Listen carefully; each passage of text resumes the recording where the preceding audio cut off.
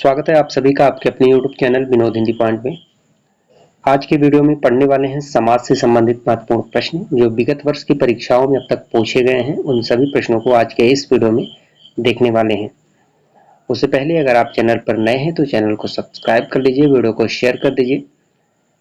आज का हमारा पहला प्रश्न है, राह खर्च, व्यर्थ, गोला बारूद, छुटपैया, इन सभी में कौन सा समास है? ये क्रम से आपको बताना है। एस्टेट प्रथम पेपर में समास लगा हुआ है। समास से संबंधित 4 से 5 प्रश्न पूछे ही जाएंगे। यह प्रश्न पूछा गया है केबीएस प्रवक्ता 2018 की परीक्षा में। इसका सही उत्तर हो जाएगा डी विकल्प। राह खर्च में तत्पुरुष समास है, व्यर्थ अव्ययी भाव समास है, गोला बारूद में द्वंद्व है, छुटभैया में कर्मधारय है। राह खर्च, इसका अगर समास विग्रह किया जाए तो राह के लिए खर्च होगा, व्यर्थ का बिना व्यर्थ का अव्ययी भाव हो जाएगा। गोला बारूद, यहाँ जो है द्वंद्व समास होगा, योजक चिन्ह आएगा बीच में। छुट भैया, छोटा भैया। अगला प्रश्न है, अनुरूप में कौन सा समास है? कर्मधारय, तत्पुरुष, अव्ययी भाव, द्विगु। पीजीटी परीक्षा 2013 में ये प्रश्न पूछा गया है। प्रश्नों को आप अच्छे से देखिए, उसके बाद अपने अनुसार अपने उत्तर का चयन कीजिए। अनुरूप में हो जाएगा अव्ययी भाव समास। प्रतिदिन में कौन सा समास है? तत्पुरुष, अव्ययी भाव, कर्मधारय, द्वंद्व। प्रतिदिन, तो प्रतिदिन में अव्ययी भाव समास है। यथाशक्ति में कौन सा समास है? कर्मधारय, तत्पुरुष, द्वंद्व, अव्ययी भाव। प्रतिदिन, यथाशक्ति, ये सब कई बार परीक्षा में पूछे गए हैं। यथाशक्ति में भी अव्ययी भाव समास है। आजन्म में कौन सा समास है? बहुब्रीहि, द्वंद्व, अव्ययी भाव, कर्मधारय। आजन्म, अव्ययी भाव समास। रसोई घर का समास विग्रह क्या है? रसोई के लिए घर, रसोई का घर, रसोई की घर, रसोई और घर। रसोई घर का समास विग्रह करना है आपको। रसोई के लिए घर होगा, ए विकल्प इसका सही होगा। इसमें जो है तत्पुरुष समास है। तत्पुरुष समास में करण कारक है। रसोई के लिए घर। किस शब्द में तत्पुरुष समास नहीं है? विश्वविख्यात, आश्चर्यचकित, विषधर, हिमपात। तत्पुरुष समास किस में नहीं है? तो विषधर, विषधर में तत्पुरुष समास नहीं है। इसका अगर समास विग्रह किया जाए, विष को धारण करने वाला अर्थात सांप, इसमें बहुब्रीहि समास होगा, तत्पुरुष समास नहीं है। रातों रात शब्द में समास है। तत्पुरुष, द्वंद्व, अव्ययी भाव, कर्मधारय। रातों रात, रात ही रात, अगर इसका समास विग्रह किया जाए तो रात ही रात होगा, अव्ययी भाव समास है। निधड़क में कौन सा समास है? निधड़क, अव्ययी भाव, द्विगु, तत्पुरुष, द्वंद्व। निधड़क में अव्ययी भाव समास है। प्रत्यंग में कौन सा समास है? प्रत्यंग, तत्पुरुष, अव्ययी भाव, बहुब्रीहि, कर्मधारय। एनबीएस प्रवक्ता परीक्षा 2019 में पूछा गया यह प्रश्न है। प्रत्यंग में भी अव्ययी भाव समास है। ध्यान मग्न में कौन सा समास है? ध्यान मग्न, ध्यान में मग्न, तो इसमें जो है हो जाएगा अधिकरण तत्पुरुष, तत्पुरुष समास।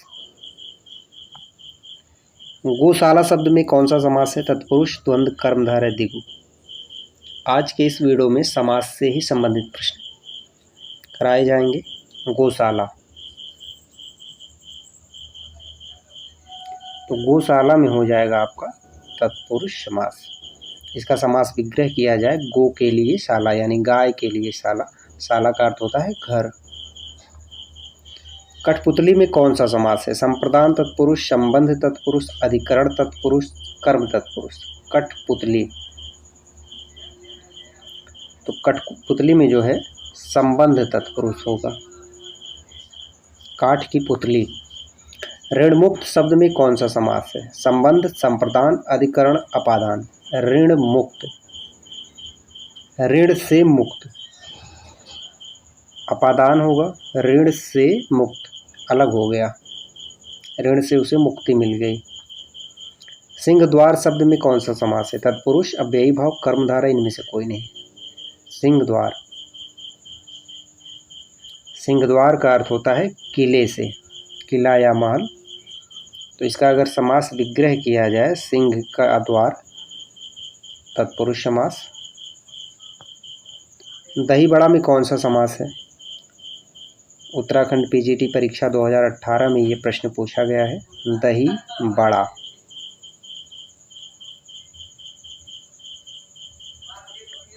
दही बड़ा में हो जाएगा आपका तत्पुरुष समास। इसका अगर विग्रह किया जाए, दही में डूबा हुआ बड़ा, दही बड़ा। मुंह तोड़ शब्द में समास है, तत्पुरुष, अव्ययी भाव, कर्मधारय, दिगु। मुंह तोड़, आप अच्छे से अपने अनुसार उत्तर का चयन कीजिए। मुंह तोड़, मुंह को तोड़ने वाला, तत्पुरुष समास। पर्णकुटी शब्द का समास है, तत्पुरुष, द्वंद्व, कर्मधारय, बहुब्रीहि। पर्णकुटी, पर्ण से बनी कुटी, पर्ण मतलब पत्ता होता है, पत्ते से बनी कुटी, तो इसके लिए हो जाएगा तत्पुरुष समास। जिस समास में उत्तर पद की प्रधानता है उसे क्या कहते हैं? तत्पुरुष, बहुब्रीहि, अव्ययी भाव, द्वंद्व। उत्तर पद की प्रधानता है उसे क्या कहते हैं?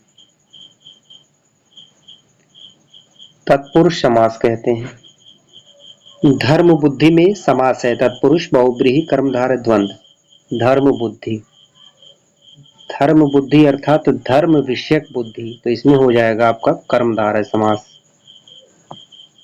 निम्नलिखित में से एक में कर्मधारय समास है, हाथों हाथ, प्रत्यक्ष, आराम कुर्सी, भुजदंड। एक में कर्मधारय समास है, वह कौन सा है? भुजदंड, इसमें कर्मधारय समास होगा। दंड, भुजदंड, यानी इसका विग्रह अगर किया जाए तो दंड के समान भुजा। इनमें से कौन सा शब्द कर्मधारय समास का उदाहरण है? अंधकूप, गृह प्रवेश, तिरंगा, सुख दुख। कर्मधारय समास का उदाहरण कौन सा है? अंधकूप, ये कर्मधारय समास है। अंध के लिए कूप, तिरंगा संख्यावाचक आ गया है, तिरंगा, तो इसमें दुख होगा।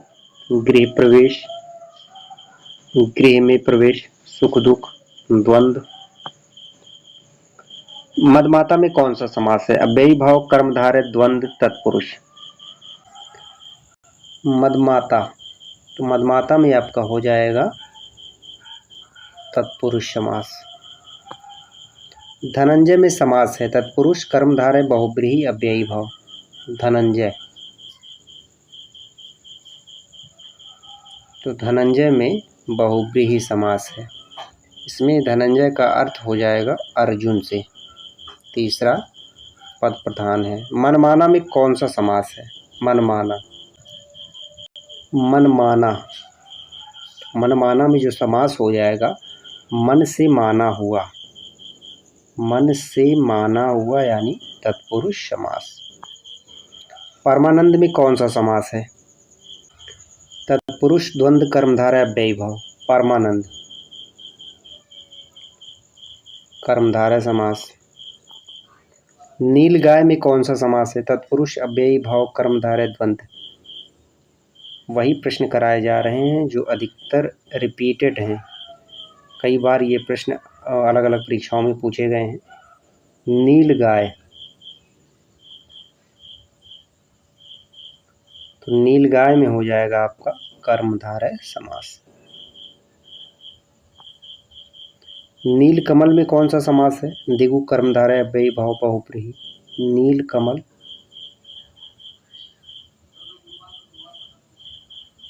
ये आपके लिए है नीलकमल। इस प्रश्न का उत्तर आपको बताना है कमेंट बॉक्स में। नीलकमल याद कर लीजिएगा। चंद्रमुख में कौन सा समास है? दिगु, अव्ययी भाव, कर्मधारय, तत्पुरुष। चंद्रमुख,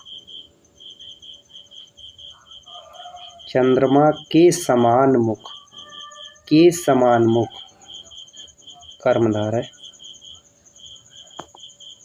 सद्भावना का समास भेद है, सद्भावना दिगु द्वंद्व अव्ययी भाव कर्मधारय। सद्भावना, सद का सत हो जाएगा अगर संधि विच्छेद इसका किया जाए सत। सत का अर्थ है अच्छी, अच्छी भावना, तो इसमें हो जाएगा कर्मधारय समास, अच्छी है भावना जिसकी।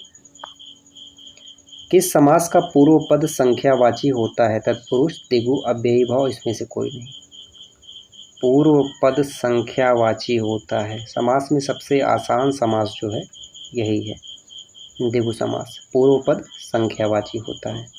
जैसे नवरत्न, दोपहर, त्रिफला, पंचरत्न, सतसई, चौराहा, इसमें जो है पूर्व पद संख्यावाची हो वहाँ पर दिगु समास होता है। तिरंगा शब्द में कौन सा समास है? तिरंगा, तिरंगा, तीन रंगों वाला, दिगु समास। दिगु समास का उदाहरण है राजा रानी, पीताम्बर, त्रिभुवन, भूदेव। दिगु समास का उदाहरण कौन सा है? राजा रानी तो यह आपको पता है द्वंद्व है, पीताम्बर पीला है अंबर जिसका, तो इसमें दिगु समास का उदाहरण है त्रिभुवन। पंचवटी शब्द में कौन सा समास है? कर्मधारय, दिगु, अव्ययी भाव, तत्पुरुष।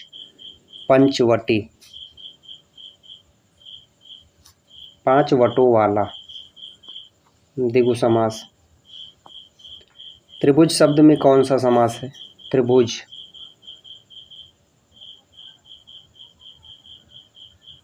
त्रिभुज तीन भुजा, दिगु। त्रिभुज, तिकोना, त्रिगुण। जिस समास के पूर्व एवं उत्तर दोनों ही पद समान रूप से प्रधान हो उसे क्या कहते हैं? पूर्व एवं उत्तर दोनों ही पद समान रूप से प्रधान हो उसे क्या कहते हैं, ये आपको बताना है।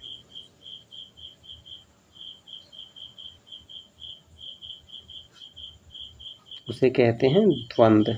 जैसे राजा रानी, पूर्व और उत्तर दोनों प्रधान है। माता पिता, दिन रात, इसमें पूर्व और उत्तर दोनों पद प्रधान होते हैं। द्वंद्व समास की प्रमुख विशेषता है प्रथम पद प्रधान होता है, उत्तर पद प्रधान होता है, दोनों पद प्रधान होते हैं, उपयुक्त में से कोई नहीं। तो अभी आपने पढ़ा है द्वंद्व समास में दोनों पद क्या होते हैं? प्रधान होते हैं। द्वंद्व समास में कौन सा पद प्रधान होता है? उत्तर, प्रथम, दोनों, इनमें से कोई नहीं। द्वंद्व समास में दोनों पद प्रधान होते हैं। जिस समास में सब पद अथवा उनका समाहार प्रधान रहता है उसे क्या कहते हैं?